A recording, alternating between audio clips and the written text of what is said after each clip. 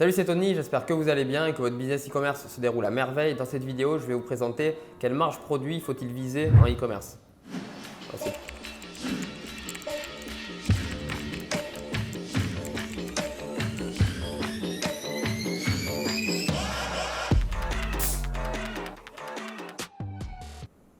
Alors, qu'est-ce qu'une marge en e-commerce? C'est pas compliqué, on appelle ça marge commerciale. C'est tout simplement la différence entre un prix de vente et un prix d'achat d'un produit, d'un bien ou d'un service. Maintenant, il y a différents types de marges en e-commerce, donc il y en a précisément deux. Donc la première, ça va être la marge brute, qui va être donc la marge sans les différentes taxes qu'on appelle hors taxes, et la marge nette qu'on appelle donc toute taxe comprise, TTC, et qui va inclure les différentes taxes.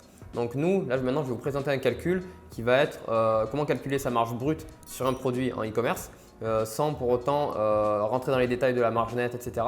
Ça sera un petit peu trop compliqué, je pense, pour le calcul, et je vais essayer de faciliter un maximum la chose. Donc dans un premier temps, comment calculer sa marge? Donc ce n'est pas compliqué. On va prendre notre prix d'achat, l'achat du produit, je veux dire, chez notre fournisseur qui va être par exemple de 10 €.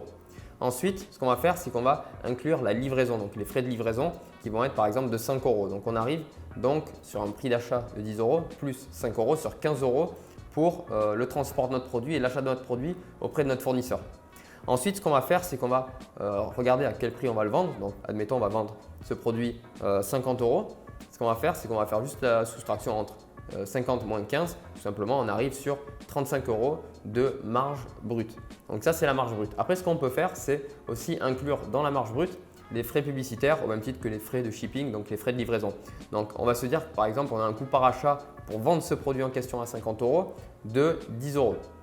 Ce qu'on va faire, c'est comme on était sur une marge produit brute à 35 €, on va tout simplement inclure aussi ces frais publicitaires qui vont être de 10 € pour vendre ce produit en question.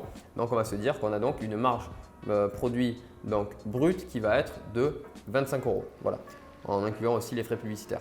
Après maintenant, pour le calcul de la marge nette, ce n'est pas compliqué, il suffit simplement de rajouter toutes les charges et les taxes qu'il va y avoir en plus. Donc ça va être quoi? Si vous faites de l'import-export, ça va être les incoterms comme le CIF, le FOB, toutes ces choses qu'il faudra prendre en compte. Les frais de douane, ça va être aussi les charges de la société, ça va être les frais donc, des différents paiement providers comme PayPal, Stripe, etc. Les frais de stockage si vous êtes dans une société de logistique, les frais de livraison en plus, voilà, qui sont pour les frais de logistique. Ensuite, ça va être les frais d'emballage, les frais d'impression de logo, toutes ces choses qu'il faudra vraiment prendre en compte pour avoir votre marge nette à la fin, et ça c'est extrêmement important. Une fois qu'on calcule donc notre marge nette et notre marge brute, on a aussi la possibilité de calculer notre ROAS break-even. Et le ROAS break-even, ça va être important de le calculer, quelle que soit la régie publicitaire sur laquelle on fait de la publicité, par exemple Facebook ou autre, mais c'est important de le calculer pour connaître notre seuil de rentabilité.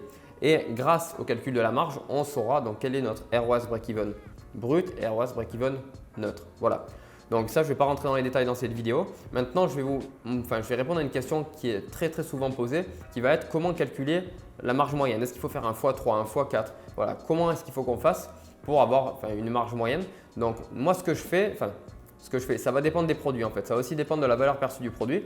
Et donc par exemple, je vais vous donner deux exemples concrets sur un produit tel que des bijoux. Donc on va peut-être le payer 2 € ce bijou.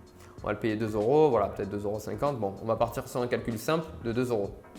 Ensuite, on va peut-être le vendre 24 €. Si on le vend 24 €, à ce moment-là, on ne fera pas un x3 ou un x4, on fera un x12. Donc voilà, c'est pour vous dire qu'il n'y a pas vraiment de moyenne, etc. Mais x3, x4, voilà. Là, on fait un x12 sur des bijoux, sur un type de produit jewelry, enfin de bijoux, etc. Ensuite, ce qu'on va faire, c'est que oui, on va faire une grosse marge qui va être de x12, mais derrière, le profit sera plus faible.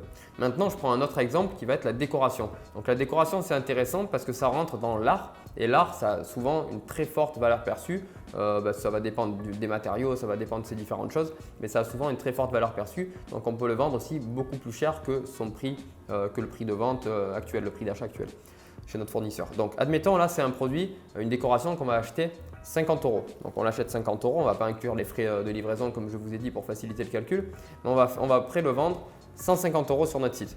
Donc là, on va juste faire un x3, mais bon, la marge sera plus petite parce qu'on fait uniquement un x3, mais le profit donc derrière il va être beaucoup plus élevé parce qu'on fera donc 100 € de profit sur ce produit. Donc voilà, c'est vraiment des choses à prendre en compte et le calcul de la marge, ça va aussi s'imbriquer avec la fixation du prix, tout ça. Comment est-ce qu'on fixe un prix en e-commerce? Ça va être le sujet d'une autre vidéo que je vous ferai et c'est aussi une vidéo qui est en parfait accord avec celle-ci, qui est très importante et qui vous permettra après de faire des tests par rapport à la concurrence, par rapport à votre positionnement, à votre marketing, etc., à la valeur perçue des produits, comment augmenter le prix d'un produit grâce à sa valeur ajoutée, etc. Comment augmenter sa valeur perçue, enfin, toutes ces choses, on les verra dans une autre vidéo, mais c'est important de bien comprendre le calcul de la marge après pour comprendre aussi le calcul de la fixation d'un prix, comment est-ce qu'on fonctionne par rapport à ce niveau-là. Voilà, donc écoutez, j'espère que cette vidéo vous a plu, mettez-moi un j'aime, abonnez-vous à la chaîne et surtout n'oubliez pas, dans la description, vous avez une formation 100% gratuite pour toutes les personnes qui souhaiteraient se lancer dans le e-commerce ou alors qui sont déjà intermédiaires ou avancés. Je suis certain que vous allez apprendre des choses.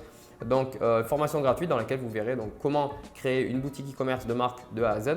On vous présentera comment faire du sourcing produit, toute la réflexion marketing autour de ça pour vendre au mieux vos produits, toutes ces choses, calculs, etc. vraiment de manière beaucoup plus poussée.